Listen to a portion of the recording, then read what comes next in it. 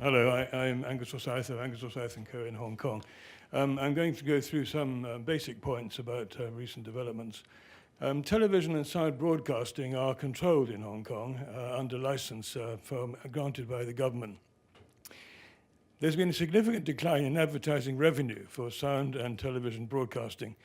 This really is due to the enormous growth of the internet. The internet is expressly stated under the television code not to be a broadcast channel.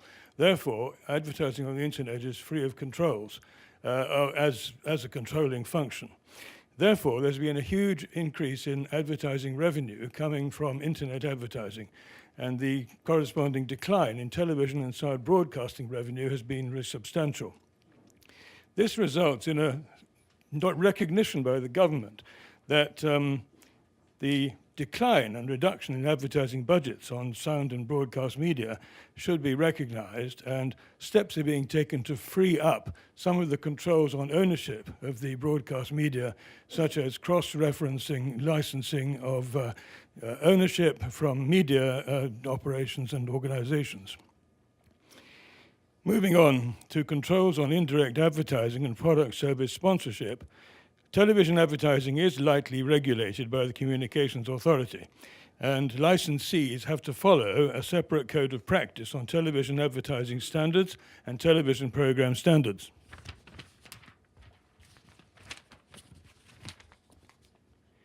Indirect advertising is summarized in the television codes as the mingling of program and advertising material in a particular broadcast slot, or the embedding of advertising material within program content, whether inadvertently or by design. The underlying rationale for prohibiting indirect advertising is to bring and arrange good order into viewing so that the viewers should not be confused as to whether they're watching a program or a paid advertisement. As a matter of principle, advertisements should be recognizably separate from the programs. Accordingly, advertising material must be clearly identified as such. References in a program to a product, service, trademark, brand name, or logo of a commercial nature or of a person identified with any of these may not be given undue prominence.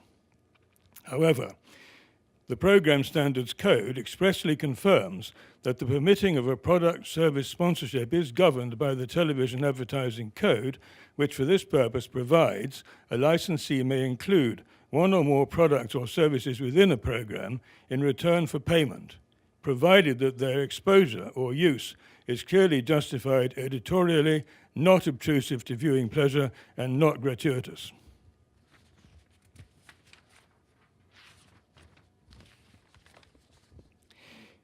Product service sponsorship is defined as the inclusion, as we've seen, within the framework of a television program in return for direct payment or other valuable consideration by the third party initiating or financing the inclusion.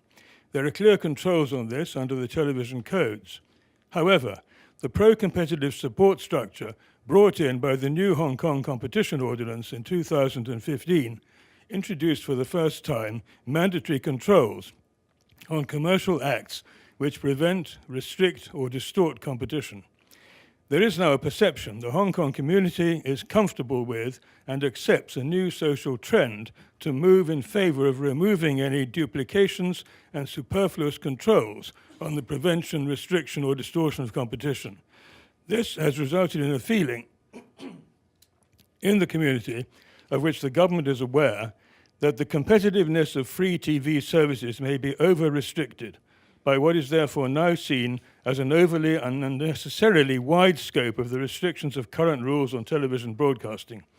There is accordingly a growing view that amendment and relaxation of the television codes as regards respectively product, service, sponsorship, and indirect advertising will likely free up the overall development and creativity of the industry with less rigorous policing, while yet retaining reasonable regulatory application and always under the overriding background of the new competition ordinance.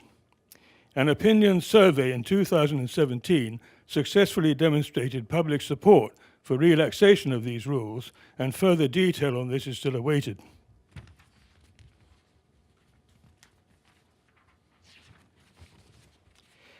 The Securities and Futures Commission and the Hong Kong Monetary Authority respectively require licensed securities dealers and licensed banks to follow new practical requirements on tightened up sales guidelines issued by the Securities and Futures Commission.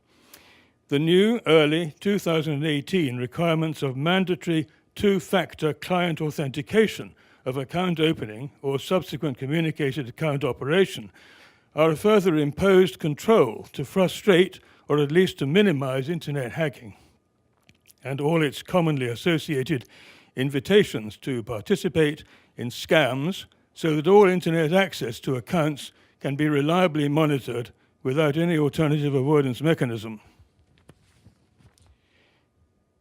Given the almost total restrictions upon tobacco advertising in virtually all media and continuing availability of inclusion of advertising matter in the design of tobacco packaging is increasingly crucial in operating as an outreach to the public. The tobacco industry, accordingly, exploits communication with the consumer market through all elements of packaging to the maximum possible extent. These include construction, outer film, tear tape, inner frame, pack inserts, and onserts. The power and force of packaging as an advertisement vehicle and very potent marketing tool has always been aggressively exploited by the industry in novel pack design and innovation. Certain countries have banned commercial proprietorial advertising on tobacco packaging completely.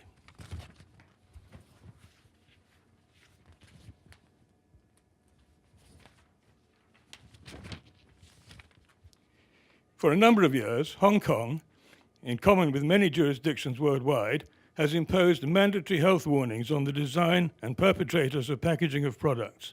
And for many years, the maximum allowable percentage of a packaging design carrying tobacco advertising of the contained product was no more than 50% overall. The 50% maximum permitted space for tobacco advertisement on packaging has been dramatically reduced to a requirement that the health warning must cover 85% of the display area of the package, leaving just 15% for the advertising message of the industry provider.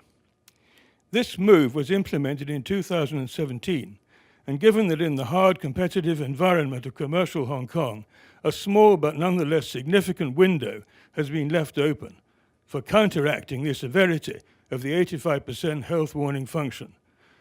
There has been little opposition to it. Thank you.